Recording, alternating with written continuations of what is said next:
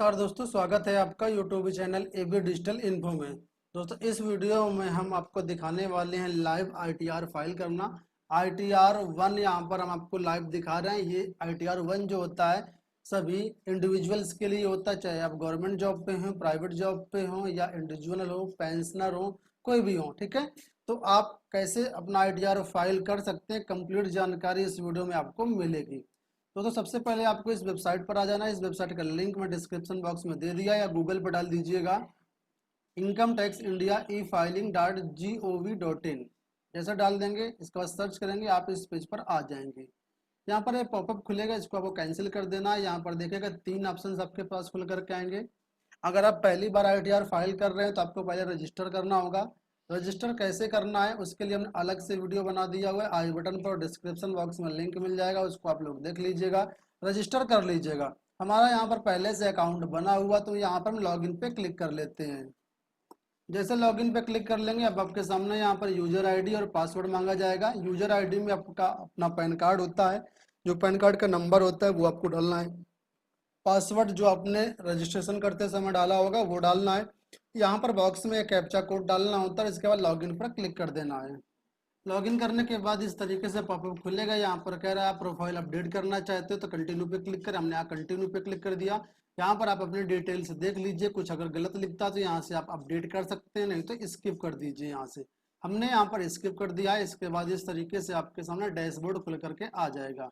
जो पिछले साल आपने रिटर्न दाखिल किए तो वो यहाँ पर आप लोग दे सकते हैं, ठीक है, व्यू रिटर्न फॉर्म्स। ठीक है, नया आईटीआर दाखिल करने के लिए आपको ऊपर वाले ऑप्शन पे जाना है, filling of income tax return, या फिर ऊपर माई अकाउंट पे जाना है और माई अकाउंट सॉरी यहाँ पर आपको जाना है ई फाइल में, ई फाइल के पास इनकम टैक्स रिटर्न। जैसे यहाँ पर आप जाएंगे तो यहाँ पर आपको लॉगिन करके यहाँ पर आपको सारी चीज़ें करनी है। उससे पहले मैं आपको बता दूं, आप लोग अपना फॉर्म 26AS पहले चेक कर लीजिएगा। कैसे चेक करना है उसके लिए अलग से मैंने वीडियो बनाया हुआ है, उसमें आप लोगों को मैंने बताया है कैसे फॉर्म 26AS चेक किया जाता है। ठीक है, तो वो वीडियो आप लोग देख लीजिएगा, डिस्क्रिप्शन बॉक्स में लिंक मिल जाएगा। अब नया आईटीआर फाइल करने के लिए यहाँ पर आपको असेसमेंट ईयर का चुनना है। असेसमेंट ईयर आपके पैन कार्ड इसमें फॉर्म 16 में लिखा होगा।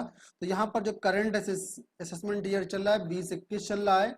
असेसमेंट ईयर 1 ईयर आगे चलता है फाइनेंशियल ईयर से। ठीक है, हम यहाँ पर आईटीआर फाइल कर रहे हैं 19-20 का, इसलिए असेसमेंट ईयर रहेगा 2021।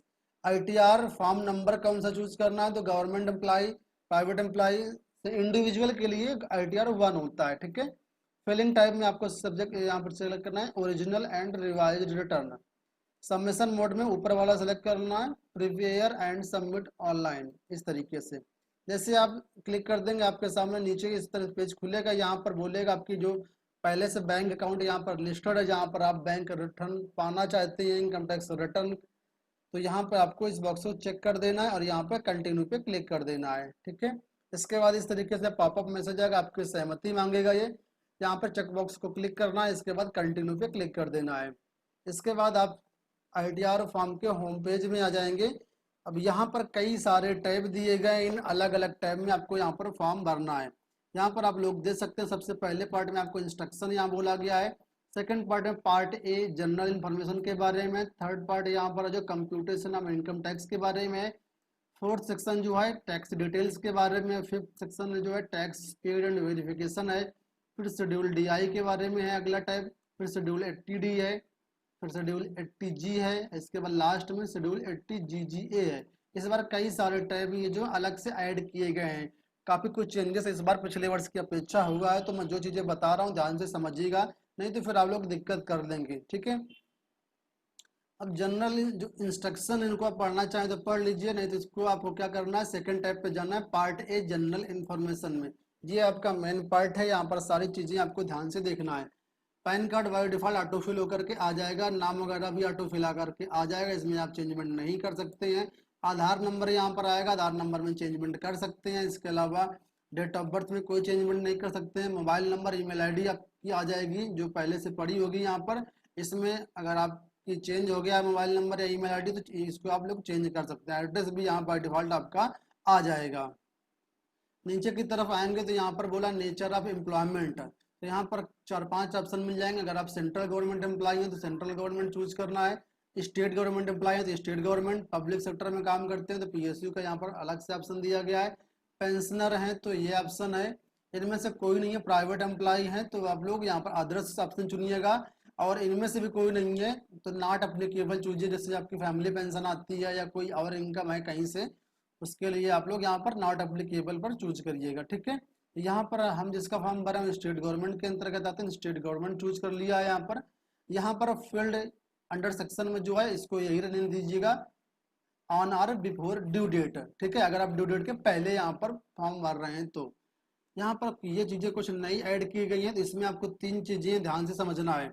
यहाँ पर लिखा है कि जो आपकी एनुअल इनकम है, यहाँ पर कह रहा है कि अगर आपने अपने बैंक खाते में यानी करंट अकाउंट में इस सेशन में जिस साल का आप फॉर्म भर रहे हैं इसमें 1 करोड़ से ज्यादा खर्च किए हैं, पहला ऑप्शन, अगर हाँ तो आपको ऊपर यहाँ से यस करना होगा। ठीक है, दूसरा ऑप्शन यहाँ पर ये बोल रहा है क्या आपने कोई विदेश यात्रा की है जिसमें आपने 2 लाख रुपए से ज्यादा खर्च किए हैं, अगर ये भी आपके ऊपर अप्लाई होता तो ऊपर सिलेक्ट ऑप्शन है, यहाँ से आपको यस चूज करना है।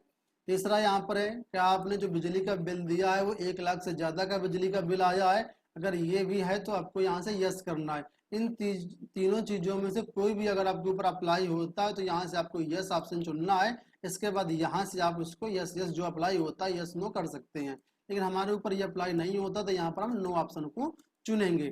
नीचे यहाँ पर सेव ड्राफ्ट आपको करते रहना। यहाँ पर ऊपर देखेंगे तो आप ऊपर देखेंगे 45 मिनट का टाइमर चल रहा है, पहले 10 मिनट का टाइमर होता था, इसको बढ़ा दिया गया। इस टाइमर को ध्यान से समझना है क्योंकि अगर टाइमर खत्म हो गया, आप फॉर्म नहीं भर पाए तो जो सारी मेहनत आपकी बेकार चली जाएगी, फॉर्म आपका तरीके से कहते हैं पूरा डाटा हुआ भरा बेकार हो जाएगा, फिर से दोबारा आपको फॉर्म भरना पड़ेगा, ये लॉग आउट कर देता है। इसलिए आपको सेव ड्राफ्ट करते रहना, ऊपर भी ऑप्शन है नीचे भी ऑप्शन है।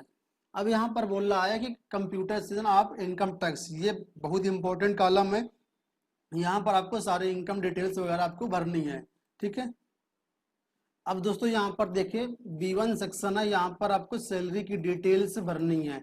सबसे पहले बोला गया यहाँ पर सैलरी एज पर सेक्शन 17(1), तो आपको अपना फॉर्म जो 16 है वो उसको देखना है। यहाँ पर ये हमारे फॉर्म 16 सेम ऐसे ही लिखा होगा, यहाँ पर देख सकते हैं ग्रॉस सैलरी में लिखा है salary as per previous content 17(1), यहाँ पर 522 5,22,507 है, वो आपको यहाँ पर लिख देना, जैसे लिखिए 5,22,507 इस तरीके से लिख देना। जैसे लिख देंगे तो ये ऑटोमेटिक ऑटो फिल होकर के हर जगह आ जाएगी। ठीक है, तो ध्यान से बिल्कुल लिखना है।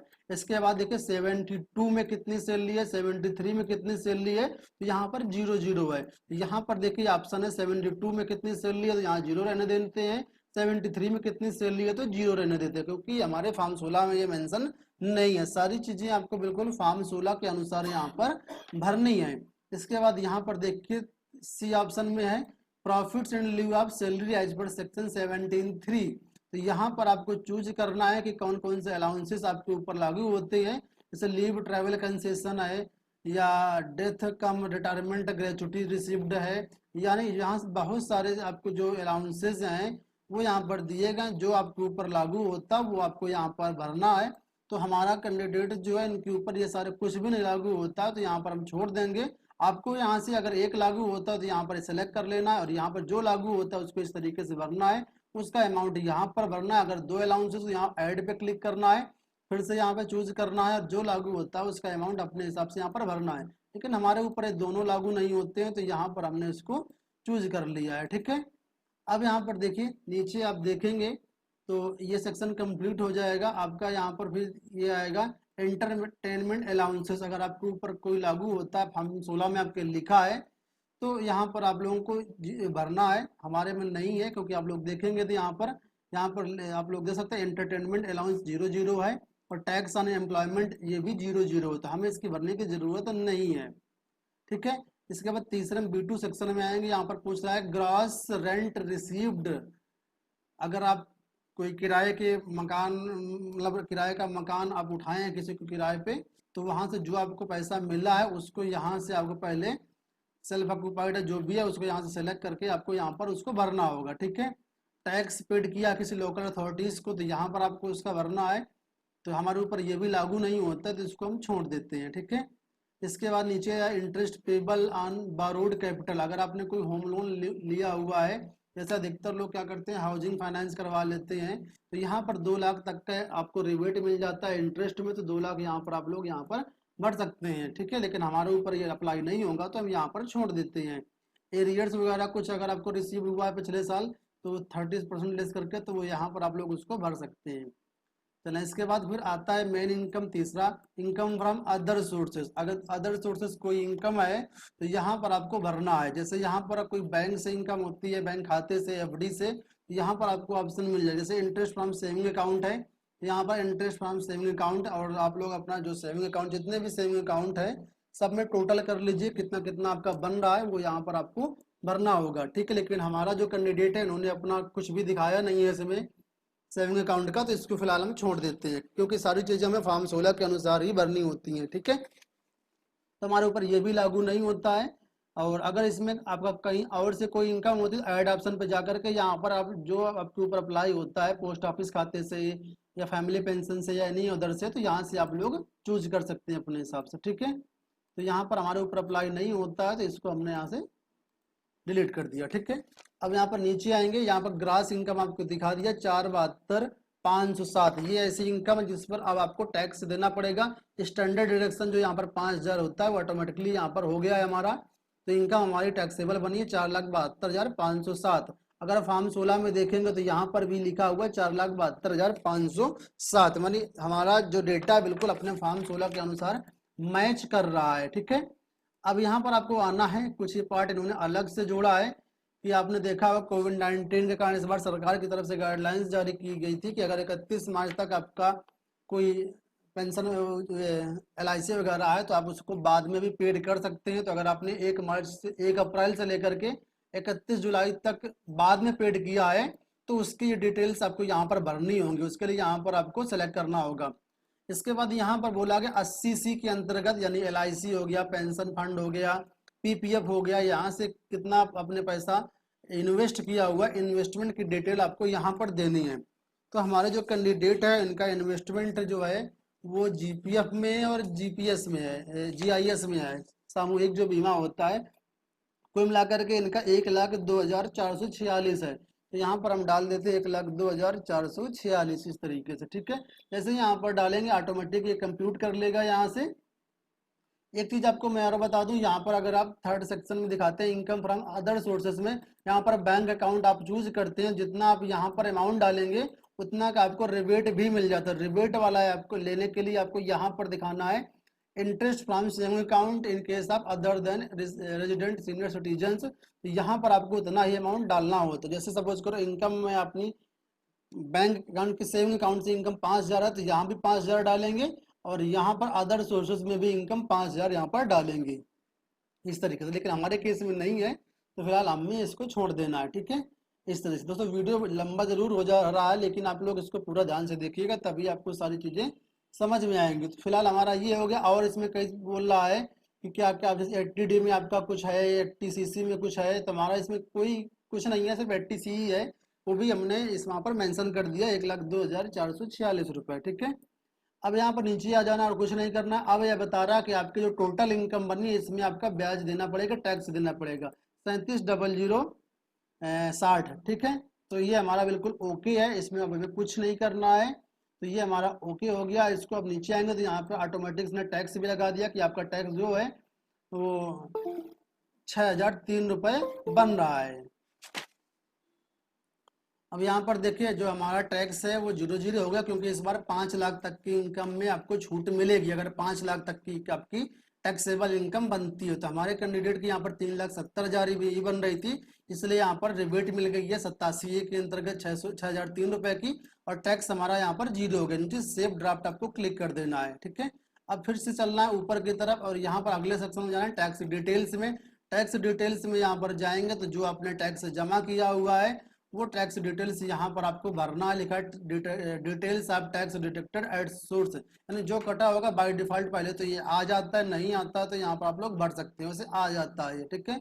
अगर आपको कुछ एक्स्ट्रा टैक्स जमा करना है तो यहाँ से आप लोग देखिए नीचे ऑप्शन है details of tax detected source add from other than salary. Salary के अलावा तो आपको यहाँ पर जाएगा, और सैलरी से तो ऊपर वाले में जाएगा। और अगर आपने कोई यहाँ पर टैक्स जमा किया हुआ है, कुछ कटा हुआ है यहाँ पर पेयर्स के रूप में, तो यहाँ पर आपको उसकी डिटेल्स देना है। तो यहाँ पर जो संबंधित कॉलम है वो यहाँ पर आप लोग देखिए। अगर सारा कुछ करने के बाद भी आपका टैक्स जो है बच रहा है, टैक्स पेबल आ रहा है, तो उसको आप लोग जमा कराएंगे। जमा कराने के बाद उसकी जो डिटेल्स है यहाँ पर आपको देनी है, ठीक है। सेल्फ असेसमेंट टैक्स वाले में यहाँ पर इस लास्ट वाले ऑप्शन में यहाँ पर BSR कोड चालान में मिल जाएगा। आपके डेट ऑफ डिपॉजिट यहाँ से आप चूज कर लेंगे, सीरियल नंबर आप चालान यहाँ से चूज कर लेंगे, टैक्स कितना पेड किया वो यहाँ से चूज कर लेंगे। तो इस तरीके से आपका टैक्स वाला सेक्शन कंप्लीट हो जाएगा। टैक्स पेड एंड वेरिफिकेशन में जाना, यहाँ पर आप देखिए कि हमारा कोई भी टैक्स यहाँ पर नहीं कटा है, एक भी टैक्स नहीं कटा। तो यहाँ पर लिखा total tax paid 0, advance tax TDS claimed 0, self assessment 0, total TCS claimed 0, क्योंकि हमारा सारा कुछ 0 है। यहाँ पर अगर कुछ टैक्स पेबल आपका आ रहा है तो यहाँ पर दिखा देगा कि आपने कितना टैक्स पेड किया है, कितना अमाउंट अभी भी पेबल था। हमारे केस में 0 है क्योंकि हमारा टैक्स 0 है। अगर कोई रिफंड होगा तो रिफंड यहाँ पर लास्ट वाले ऑप्शन में आपको रिफंड दिखा देगा। तो हमारे कैंडिडेट का सब कुछ 0 है, तो यहाँ पर कुछ नहीं दिखा रहा है। नीचे बैंक अकाउंट पूछ रहा है कि रिफंड आप किस बैंक अकाउंट में लेंगे, तो यहाँ पर देखिए बैंक अकाउंट आपका सेलेक्ट है पहले से। कोई नया बैंक अकाउंट आपको ऐड करना हो तो यहाँ ऐड सेक्शन पे जाएंगे, आप अपना IFSC कोड और अकाउंट नंबर डाल देंगे तो ये ऑटोमेटिक यहाँ पर आ जाएगा, ठीक है। इस तरह से नीचे आएंगे तो यहाँ पर कुछ चीज़ें और हैं, लेकिन इससे पहले मैं आपको अगला सेक्शन बता देता हूँ। शेड्यूल DI वाला सेक्शन जो है, यहाँ पर वो सारी चीज़ें हैं जो अभी मैंने आपको बताई थी कि कोविड-19 के कारण यहाँ पर सरकार ने कुछ गाइडलाइंस जारी की थी कि 1 अप्रैल से लेकर के 31 जुलाई तक आप बाद में भी अपना जो इन्वेस्टमेंट कर सकते हैं। तो अगर आपका भी ऐसा कुछ है तो वो डिटेल्स आपको यहाँ पर फिल करनी है, ठीक है। तो यहाँ पर हमारा कुछ है नहीं तो हम इसे छोड़ देते हैं। 80G में क्या है, 80G में यहाँ पर ये पूछ रहा है व्हाट, क्या आपका फैमिली मेंबर कोई सीनियर सिटीजन के अंतर्गत है पेरेंट्स को छोड़ करके, ठीक है। अगर है तो यहाँ पर यस कर दीजिए, नहीं तो नो कर दीजिए। तो इनके केस में कोई नहीं है तो यहाँ पर नो कर दिया है। नीचे पूछ रहा है क्या आपके पेरेंट्स में कोई सीनियर सिटीजन है, तो यहाँ पर भी इनका कोई नहीं है तो यहाँ पर हम नो कर देते हैं, ठीक है। अगर कोई है तो यहाँ पर आपको यस करना है और उनका प्रिवेंटिव हेल्थ चेकअप में कितना आपने क्या कुछ किया है उसका अमाउंट यहाँ पर डालना है। और यहाँ पर फिर है self and family senior health insurance कितने का लिया है वो यहाँ पर आपका अमाउंट डालना होगा। लेकिन इनके केस में कुछ भी नहीं है तो यहाँ पर 0 कर देना है। कोई डोनेशन वगैरह आपने किया तो यहाँ पर आपको ऑप्शन मिल जाएगा। डोनेशन होता है जैसे आपने कुछ ऐसा डोनेशन होता है जहाँ पर 100% आपको क्लेम मिलता है, तो 100% क्लेम के लिए आपको ये ऊपर वाला सेक्शन यूज करना है। 50% क्लेम के लिए आपको ये वाला सेक्शन यूज करना है। और कुछ और चीज़ें हैं डोनेशन के लिए तो उनको आप अपने टैब के अनुसार यूज कर सकते हैं। फिलहाल हमारा कोई नहीं है। 80GGA में भी यहाँ पर कोई भी नहीं है। तो हमारा फॉर्म कंप्लीट हो चुका है। अब हमको करना क्या, नीचे आना है और यहाँ पर देखिए प्रिपेयर एंड सबमिट, इस पर क्लिक करना है। इसका मतलब ये नहीं कि आपका फॉर्म तुरंत ही आपका सबमिट हो जाएगा, यहाँ पर प्रीव्यू पहले दिखाएगा। तो यहाँ पर डिटेल्स कुछ छूट रही है तो इसको पहले हम कर देते हैं। बोला प्लेस नहीं डाला है तो यहाँ पर हम प्लेस डाल देते हैं। और यहाँ पर बोला है कैपेसिटी में, तो कैपेसिटी में आपको सेल्फ चुनना है, ठीक है। अब यहाँ पर लोकेशन डाल के हम प्रीव्यू सबमिट पे क्लिक करते हैं। एक बहुत ही इंपॉर्टेंट चीज नीचे दी गई है, यहाँ पर 3 तरीके से आपको यहाँ पर अपने इनकम टैक्स को वेरीफाई करना होगा। पहला ये है कि आप अपना जो है बैंक अकाउंट के थ्रू या डीमैट अकाउंट के थ्रू डिजिटल सिग्नेचर के थ्रू वेरीफाई करना चाहते हैं तो पहले ऑप्शन को क्लिक करना है। सेकंड में 120 दिन के अंदर कभी भी वेरीफाई करना चाहते हैं, सेकंड ऑप्शन पे जाना है। और थर्ड ऑप्शन है आप वेरीफाई नहीं करना चाहते हैं, अपने फॉर्म को बेंगलुरु भेजना चाहते हैं बाई पोस्ट, तो थर्ड ऑप्शन पे आपको क्लिक करना है। हम यहाँ पर सेकंड ऑप्शन पे क्लिक करेंगे, I would like to verify 120 days from date of filing, ठीक है। तो यहाँ पर हम इसे प्रीव्यू में सबमिट कर देंगे। यहाँ पर पूरा फॉर्म, यहाँ पर कुछ मिस्टेक बता रहा है, क्या कह रहा है ये हमारे ऊपर लागू नहीं होता, तो यहाँ पर हमें नो कर देना। वही था कि 1 अप्रैल से जुलाई के बीच अगर कुछ आपने इन्वेस्ट किया हो तो वो चीज़ है, तो यहाँ पर हमने नो कर दिया है, ठीक है। नीचे आएंगे, यहाँ पर प्रीव्यू एंड सबमिट पे क्लिक कर देना है, ठीक है, ओके कर दिया। अब यहाँ पर देखें हमारा जो फॉर्म है प्रीव्यू के रूप में आ जाएगा। पूरा फॉर्म हमारे पास खुल चुका है। इसका आपको प्रीव्यू लेना तो यहाँ से PDF डाउनलोड कर सकते हैं। आप अपने फॉर्म को एक बार चेक कर लीजिए, कोई एरर तो नहीं है। अब यहाँ हमारा सारा कुछ कंप्लीट हो चुका, हम सबमिट पे क्लिक कर देंगे। सबमिट पे जैसे क्लिक कर देंगे आपका फॉर्म सक्सेसफुल हो जाएगा, सबमिट हो जाएगा। यहाँ पर देख your return has been successfully uploaded and transaction ID आपको मिल जाएगी। अब कभी भी आप इसको 120 दिन के अंदर वेरीफाई करना है, यहाँ पर ई वेरीफाई का ऑप्शन लिखा है, या फिर यहाँ पर जाएंगे आप लोग माई अकाउंट में देखिए जाएंगे तो यहाँ पर ई वेरीफाई रिटर्न का ऑप्शन आपको मिल जाएगा। जैसे ई वेरीफाई रिटर्न पे ऑप्शन पे क्लिक कर देंगे, आपके सामने यहाँ पर ई वेरीफाई का बटन आ जाएगा, यहाँ पर आपको क्लिक करना है। ठीक है, और यहाँ पर देखिए फिर से वही 3 ऑप्शन है, कैसे वेरीफाई करना चाहते हैं तो सबसे अच्छा ऑप्शन है कि आधार कार्ड से आप लोग इसको वेरीफाई कर लीजिए तीसरे ऑप्शन से, या फिर चाहें तो आप लोग इसको बाद में भी वेरीफाई कर सकते हैं ईवीसी के थ्रू, और भी कई ऑप्शन, लेकिन जो इजी रास्ता है वो है आधार कार्ड के थ्रू। आधार कार्ड पे क्लिक कर देंगे, I would like to generate Aadhaar OTP करेंगे। अब आपके सामने देखो आधार डालने का ऑप्शन आ जाएगा, ओटीपी आधार रजिस्टर्ड मोबाइल नंबर पर चला जाएगा। यहाँ पर आधार डालिए, आधार नंबर, आई एग्री पे क्लिक करिए यहाँ पर और सबमिट कर दीजिए। इसके बाद आपका जो रिटर्न है वेरीफाई हो जाएगा। यहाँ पर आप लोग देख सकते हैं कि हमारा रिटर्न वेरीफाई हो चुका है। बस जैसे वेरीफाई हो जाता है आधार कार्ड के थ्रू, ओटीपी के थ्रू, उसके बाद इस तरीके से आपका एक्नॉलेजमेंट नंबर यहाँ पर मिल जाएगा। पीडीएफ भी आप लोग डाउनलोड कर सकते हैं, आईटीआर फॉर्म पूरा अपना डाउनलोड कर सकते हैं। नीचे यहाँ पर लिखा होगा कि जो आपका रिटर्न है वो आधार ओटीपी के थ्रू वेरीफाई हुआ है। यहाँ पर नीचे लिखा होगा कि इस एप्लीकेशन को, इस एक्नॉलेजमेंट को कहीं भी आपको भेजने की जरूरत नहीं है। तो बस इतना काम करना है, आपका जो एक्नॉलेजमेंट है वो आईटीआर वेरीफाई हो जाएगा और सक्सेसफुली इस तरीके से आप अपने आईटीआर फॉर्म को कंप्लीट कर लिया है। ठीक है, तो आशा करते हैं वीडियो पसंद आया। कोई चीज़ ना समझ में आई हो तो कमेंट बॉक्स में जरूर पूछिएगा। धन्यवाद।